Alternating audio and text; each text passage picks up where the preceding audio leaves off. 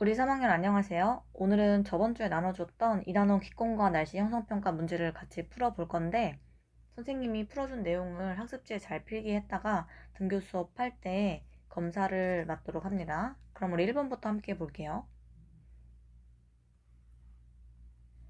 1번 문제는 기권의 층상구조의 특징에 대해서 물어보는 건데 옳지 않은 걸 찾으래요. 정답은 일단 3번이죠. 중간권에서는 높이 올라갈수록 기온이 높아진다가 아니라 낮아진다. 대륙권, 중간권, 성층권 10권인데 이 중에 위로 올라갈수록 고도가 높아질수록 온도가 낮아지는 층이 중간권과 대륙권 이렇게 두 종류가 있었으니까 3번은 오답이 됩니다.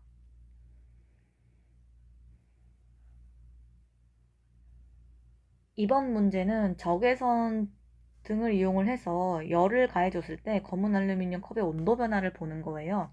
이거는 지금 물체가 흡수하는 복사 에너지와 방출하는 복사 에너지의 양을 한번 보자는 건데 우리가 항상 처음에는 흡수하는 양이 훨씬 많기 때문에 온도가 올라가게 돼요.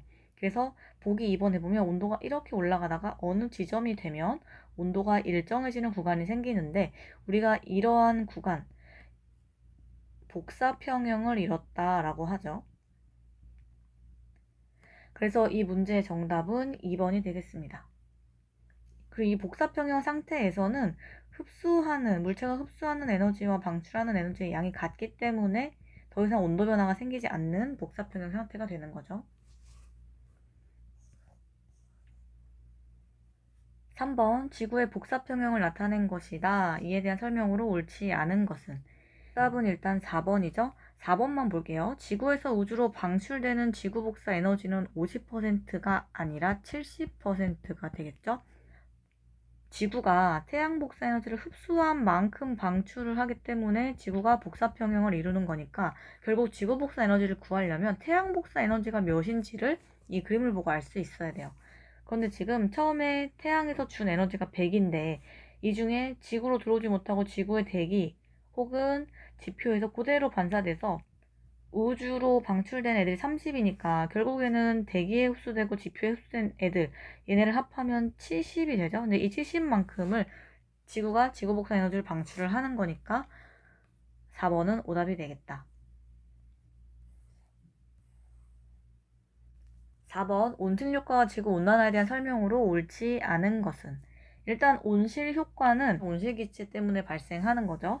옳지 않은 것은 보기 4번인데 지구온난화로 지구는 복사평형을 이루지 않게 되었다. 복사평형을 이루기 때문에 대기가 없는 달보다 평균 온도가 훨씬 높게 돼서 지구의 평균 온도가 15도씨를 유지할 수 있는 거죠. 자, 5번 문제를 보면 지구 평균 기온 변화와 대기 중 이산화탄소 농도 변화를 나타낸 것이다. 이 그래프를 해석할 때는 이산화탄소의 농도가 증가함에 따라 지구의 평균 기온이 증가한다. 이렇게 해석을 하면 되겠죠. 보기에서 옳은 거를 모두 고르래. 일단 이산화탄소는 지구 온도를 증가시키는 기체니까 온실기체라고 할 수 있겠고 니은 이산화탄소의 농도가 증가할수록 평균 기온이 높아진다. 이산화탄소 농도를 ppm을 나타냈는데 숫자가 점점점 이렇게 커지게 되면 기온이 덩달아 올라가니까 평균 기온이 높아진다. 그래서 니은은 맞는 게 되고 디귿 1880년 이후 해수면의 높이는 상승하였을 것이다. 이거 어떻게 알 수 있느냐? 자, 이산화탄소 농도가 증가하면 기온이 증가하겠죠. 그러면 기온이 증가한다는 건 우리가 극지방에 있는 빙하가 녹았을 가능성이 높아지는 거기 때문에 해수면의 높이가 지금 이 그래프에는 나와 있지 않지만 상승했을 거라고 예측할 수가 있는 거예요. 그리고 실제로도 해수면의 높이가 조금씩 상승해서 해안 저지대가 침수되고 있기 때문에 디귿은 맞는 말이다. 그래서 정답은 5번이 됩니다. 6번 둥근 플라스크에 약간의 물을 넣고 입구를 막은 후에 드라이기로 가열했을 때 포화 수증기량과 상대 습도의 변화를 찾아보래요. 이거 어떻게 할 수 있냐면 일단 드라이기로 플라스크에 열을 가해주면 이 기체가 가열이 되면서 포화 수증기량이 변하게 될 거야. 근데 우리가 포화 수증기량은 기체의 온도에 영향이 있다. 그런데 기체의 온도가, 공기의 온도가 증가하면 포화 수증기량이 증가하게 돼요. 그런데 지금 상대 습도는 이 밑에 바닥에 깔려있는 이 물로 결정이 될 건데, 이 물의 증발은 쉽게 사실 일어나는 게 아니기 때문에 거의 지금 현재 이 플라스크 안에 있었던 이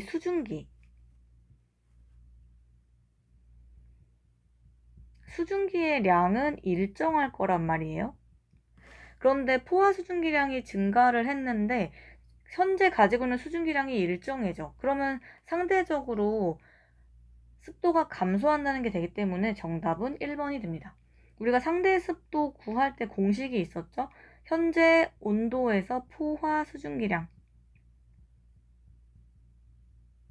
분해 현재 기온에서 가지고 있는 실제 현재 수증기량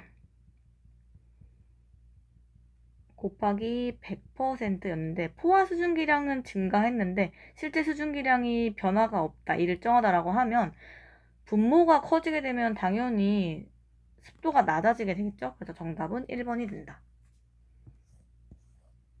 7번 기온에 따른 포화 수증기량과 A 공기의 상태를 나타낸 것이다.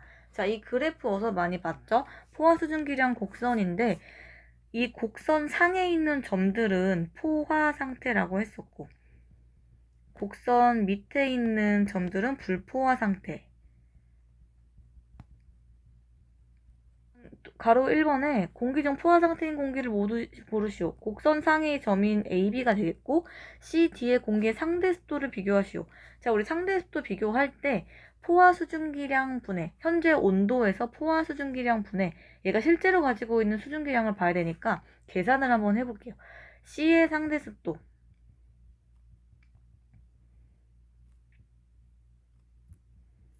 현재 수증기량은 20도씨일 때 쭉 올라가면 대략 이 정도 15라고 해볼게요. 15.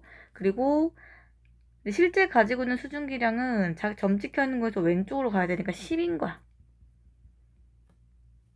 3분의 2 곱하기 100이 되는 거고 D의 상대 습도 같은 경우에는 D는 지금 30도씨일 때 얘가 원래 최대치로 가지고 있는 능력은 이만큼이야.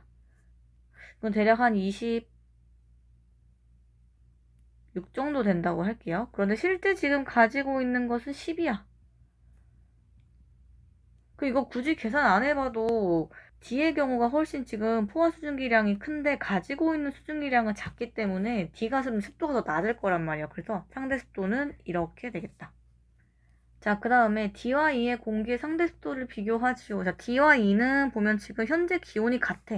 현재 기온이 같으면 포화 수증기량이 같기 때문에 결국에는 실제 얘네가 지금 가지고 있는 수증기량만 보면 돼. 수증기량이 많은 애가 습도가 더 높은 거라고 볼 수 있겠죠.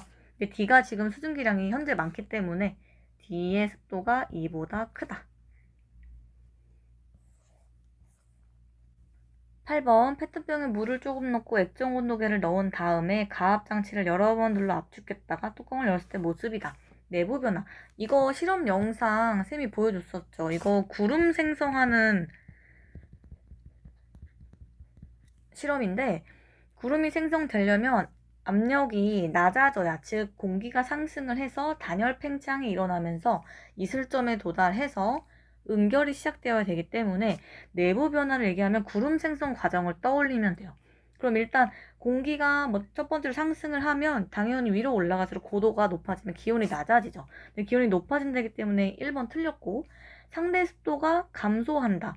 온도가 떨어지게 되면 상대적으로 습도가 증가해야 되니까 얘도 틀렸고, 내부가 뿌옇게 흐려진다. 이 뿌옇게 흐려지는 것의 정체가 눈에 보이지 않던 수증기가 응결을 해서 물방울, 이 물방울이 모여서 우리가 안개처럼 혹은 구름이 되어 보이는 거기 때문에 3번이 정답이 되겠다. 그리고 4번은 포화 수증기량은 온도가 떨어지면 감소하는 거기 때문에 오답이고, 5번에 페트병 내부 공기 실제 수증기량이 증가한다? 실제 수증기량이 증가하려면 이 페트병 내부에 수증기를 공급해줘야 돼. 근데 지금 그렇게 했다는 말이 없기 때문에 실제 수증기량은 일정하다가 맞는 거예요. 9번 구름이 생성되는 과정을 옳게 나열하시오. 공기가 상승을 해야 되고 상승을 하면 부피가 팽창, 이거 단열 팽창 지금 말하는 거죠. 단열 팽창하면 온도가 떨어지게 되니까 온도 하강하면 이슬점에 도달하게 되고 그때부터 수증기가 응결하기 시작한다. 그래서 가라다나가 된다. 10번 공기가 운동할 때 이 운동은 지금 상승하는 과정을 나타내는 거죠. 근데 첫 번째는 지금 지표면이 불균등하게 가열됐을 때 지표면의 가열로 상승이 되는 거고 2번은 산을 타고 오르는 경우.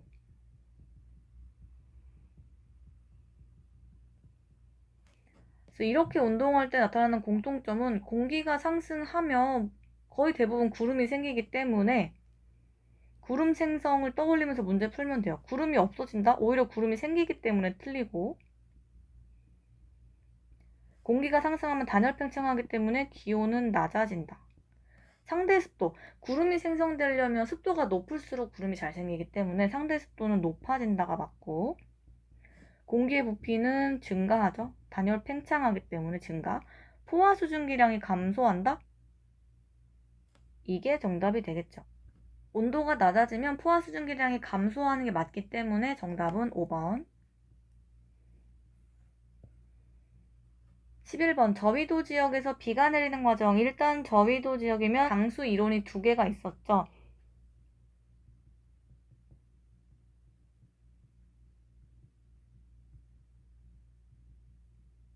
근데 병합설이 저위도 지역이었고 빙정설은 고위도 지역이기 때문에 중위도에서 고위도.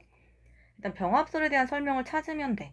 크고 작은 물방울이 합쳐져 비가 된다. 맞고 얼음 알갱이와 물방울이 합쳐진다. 이거는 빙정설에 대한 설명이니까 오답. 디귿 얼음 알갱이가 커져서 눈으로 내리다가 지표에서 부근에서 녹으면 비가 된다. 이거 빙정설 설명이니까 X. 정답은 1번이다. 12번 그림은 유리관에 수은을 가득 넣고 토리첼리의 실험을 지금 나타낸 거네요. 토리첼리 실험에 대한 설명으로 옳지 않은 걸 찾으래. 일단 정답은 5번인데 1번부터 이건 좀 어려울 수 있으니까 같이 볼게요. 수은 기둥의 압력은 기압과 같다. 지금 공기는 눈에 보이지 않지만 공기 분자 입자들이 가만히 있지 않고 움직이면서 수은 면을 끊임없이 충돌하면서 누르고 있단 말이에요. 우리가 이러한 힘을 기압이라고 선생님이 했었는데 계속 누르고 있는 힘이 있는데 수은 기둥 또한 밑으로 내려오려는 중력에 의해서 내려오는 힘이 있기 때문에 이 기압과 힘이 같아지는 순간에 수은 기둥이 여기에서 멈추게 된다. 이게 토리첼리의 실험인 거죠. 그러면 이때 수은 기둥의 압력은 기압과 같다. 그래서 1번은 맞는 거고 2번 기압이 높으면 기압이 높다는 거는 수은면을 누르는 힘이 더 커진다는 거야. 요 힘이. 그러면 반대로 누르는 힘이 커지면 기둥을 따라 밀어 올리기 때문에 수면의 높이가 여기까지 위로 올라가게 되겠죠? 그럼 수은기둥의 높이는 높아진다. 맞고. 3번 1기압에서 수은기둥의 높이는 76cm다. 그래서 우리가 1기압을 표시할 때 76cm Hg에서 수은주로 표시를 했었죠. 4번 유리관을 기울여도 수은기둥의 높이는 변하지 않는다. 기울이거나 굵게 하거나 얇게 하거나에 관계없이 수은기둥의 높이는 언제나 76cm이다. 그래서 3번, 4번은 맞는 거라 5번이 오답이 되겠다. 13번 기압 차이로 바람이 발생하는 원리를 나타낸 것이다. 일단 A지역은 하강기류가 생기고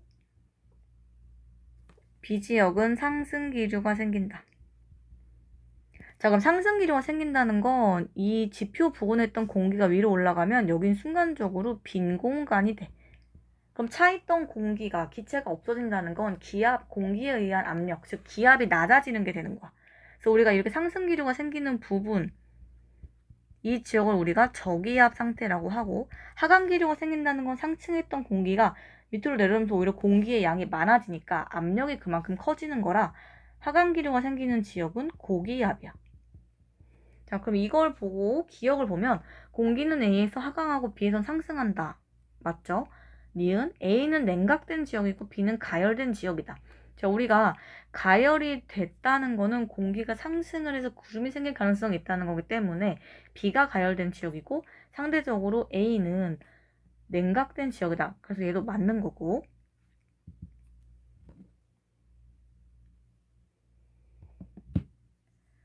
디귿, 지표면 근처에서 바람은 A에서 B로 분다. 우리가 항상 바람은 고기압에서 저기압으로 불기 때문에 A에서 B로 바람이 불게 되겠죠. 그래서 디귿도 맞는 거다. 그래서 정답은 5번이 되겠다. 14번, 해안에서 낮에 부는 바람 나타낸 것이다. 이거 우리 기압 차이에 의해서 해풍, 육풍의 바람 봤었죠. 낮에 부는 바람, 지표에서 지금 B에서 A로 이렇게 바람이 불기 때문에 해풍이 분다. 옳은 것을 고르시오. 기압은 B보다 A에서 낮다. 바람은 항상 고기압에서 저기압의 방향으로 불기 때문에 지금 해풍이 분다는 건 바다 쪽이 B가 고기압이고 A가 저기압이죠. 그래서 기압은 A가 낮다. 이거 맞고. 니은 해류풍 중 육풍이 불 때이다. 아니죠. 해풍이 부는 거라 오답. 디귿 밤에도 바람은 같은 방향으로 분다. 밤이 되면은 모래사장이 훨씬 더 빠르게 냉각되고, 자 그럼 냉각되면 상층에 있는 공기가 내려와서 여기가 고기압이 돼. 그리고 바다는 상대적으로 천천히 식기 때문에 여기가 상대적으로 온도가 높아. 우리가 그걸 그냥 가열이라고 해볼게요. 그럼 가열된 지역은 공기가 상승하기 때문에 여기는 저기압이 된단 말이야. 그러니까 밤에는 오히려 바람의 방향이 반대로 부니까, 즉 육풍이 불게 되니까 디귿은 오답이 되겠다. 그래서 정답은 1번. 15번 기단의 종류와 특징을 물어보는 문제죠.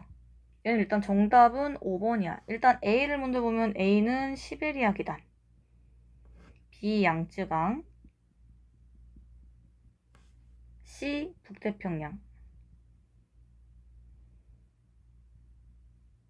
D 오호츠크.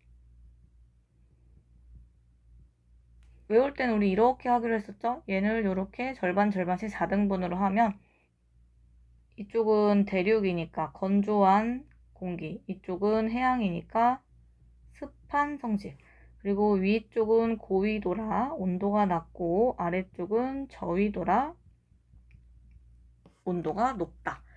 그러면 A는 한랭 다습한 기단이다. 한랭 건조한 기단이니까 오답. B의 영향으로 무더위가 나타난다. B의 영향은 C 때문에 나타나는 거라 이거 오답. C는 고온 건조한 기단이다. 고온은 맞는데 해양에서 오는 거기 때문에 습한 기단이라 이거 오답. 4번 D는 한랭 건조한 기단이다. 한랭한 거는 맞는데 이거 해양에서 오는 거기 때문에 습한 기단이죠. 그게 오답. C와 D가 만나 정체전선이 형성되기도 한다. 맞죠? 이 정체전선을 다른 말로 장마전선이라고도 하고, 이 오호츠크에는 우리가 초여름에 영향을 주고 북태평양 이제 여름 중순에 딱 한여름에 열대야를 일으키기 때문에 초여름과 한여름 사이에 우리가 장마가 오죠. 이 두 기단이 충돌하기 때문에 그런 현상이 나타난다. 16번 한랭전선과 온난전선을 순수 없이 나타낸 것이다. 일단 전선의 기호를 보면 어떤 건지 구별할 수 있죠. 이렇게 빨간색으로 나타나 있는 게 온난전선. 온난전선은 이렇게 반원으로 표시를 하고, 한랭전선은 삼각형 뾰족뾰족하게 표시를 하니까 보기에서 옳은 걸 모두 고르래요. 기억 보면 가가 한랭이고 나가 온난이다. 틀렸죠? 니은 가에서는 층운형 구름이 발달하고 나에서는 저운형 구름이 발달한다. 한랭전선이 전선면 뒤쪽에 이렇게 급한 상승 기류가 생겨서 저운형 구름이 생기고, 그래서 소나기를 내리고, 온난전선은 전선면 앞쪽에 이렇게 넓게 층운형 구름이 생겨서 이슬비를 내린다라고 했었죠. 그래서 니은은 맞는 말. 디귿 가는 나보다 이동 속도가 느리다. 일단 이동 속도 생각하면 항상 한랭전선이 차가운 게 따뜻한 거보다 이동 속도가 빠르다고 생각하면 돼요. 그러니까 당연히 가가 더 느린 게 맞죠? 그래서 디귿은 맞다. 정답은 니은 디귿이 된다. 17번 문제 볼게요. 이 그림은 지금 온대저기압이 우리나라 부근에 형성됐을 때의 등압선을 표시를 한 건데, 일단 온대저기압을 알려면 얘는 한랭전선과 온난전선이 겹쳐져서 이 끝부분이 지금 이렇게 겹쳐져 있는 걸 볼 수 있죠. 그래서 나타나는 것이고, 한랭과 온난전선의 날씨 변화를 모두 포함을 하는데, 이 온대저기압이 가만히 있는 것이 아니라 편서풍에 의해서 서쪽에서 동쪽으로 이동을 하면서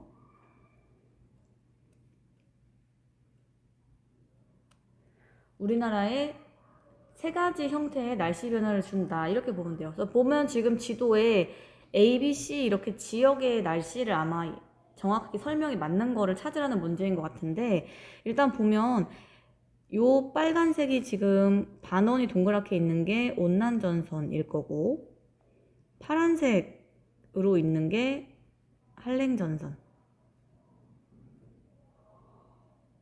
자, 온난전선의 특징은 전선면의 앞에 이렇게 넓은 지역에 층운형의 구름이 생기고 이슬비가 내리고, 그리고 온난전선의 경우에는 측면에서 옆에서 봤을 때 지금 찬 공기가 이렇게 이동을 하고 따뜻한 공기가 이렇게 이동을 하면서 찬 공기를 타고 올라가서 여기 이렇게 층운형 구름이 생기는 거기 때문에 지금 전선을 이렇게 동그랗게 빨간색으로 그리게 되면은 A 지역은 지금 여기 있게 되는 거란 말이에요. 그러니까 A 지역은 지금 온도가 차가워. 기온 낮음. 그리고 B 지역은 지금 보면 이 위치에 있는 거예요. 여기가 B인 거야. 그러니까 B 지역은 지금 보면, B는 여기다 쓸게요. 얘는 구름이 없이 맑은 날씨.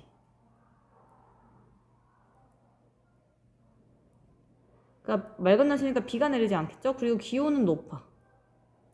왜냐면 따뜻한 기단의 영향이 있기 때문에 기온이 높아요. 그럼 C지역은 지금 어떠냐? C지역은 지금 한랭전선 뒤편에 있는데, 한랭전선 뒤편에는 저군형 구름이 생겨요. 그러니까 소나기성 비가 내리게 되겠고, 기온은 어떻냐 하면 한랭전선의 경우에는 차가운 공기가 이렇게 따뜻한 공기가 앞에 있을 때 따뜻한 공기가 속도가 느리기 때문에 얘를 밑으로 파고들면서 공기를 위로 상승시킨단 말이야. 그래서 전선 뒤편에 강한 상승 기류가 생겨서 전선이 지금 이 경계면에 이렇게 있겠죠? 그래서 저근형 구름이 생기는 거야. 그러면은 지금 C지역 같은 경우에는 옆에서 봤을 때 위치가 지금 여기란 말이야. 그러면 얘는 기온이 낮은 상태인 거야. 자, 이런 특징을 가지고 보기를 좀 하나씩 보면, 일단 A 지역에는 소나기가 내린다? 소나기가 아니라 이슬비가 내릴 거고, B 지역은 날씨가 흐리지 않고 맑을 거고, 동그라미 3번, C 지역에서는 저근형 구름이 만들어진다. 이게 맞죠? 정답은 3번이 된다. 동그라미 4번, 비가 내리는 범위는 A 지역, 즉 온난전선에 영향이 있는 지역보다 한랭전선에 영향이 있는 지역이 더 좁게 되겠죠. 틀렸고. 5번, 온대저기압은 동쪽에서 서쪽으로 이동한다. 자, 편서풍의 영향. 우리가 풍향을 항상 얘기할 때는 바람이 시작되는 지점을 나타내는 거니까 편서풍, 서풍이라고 하니까 서쪽에서 동쪽으로 이동한다라고 위에 선생님이 이렇게 썼죠. 그러니까 서쪽에서 동쪽으로 이동하는 거라 오답이 된다.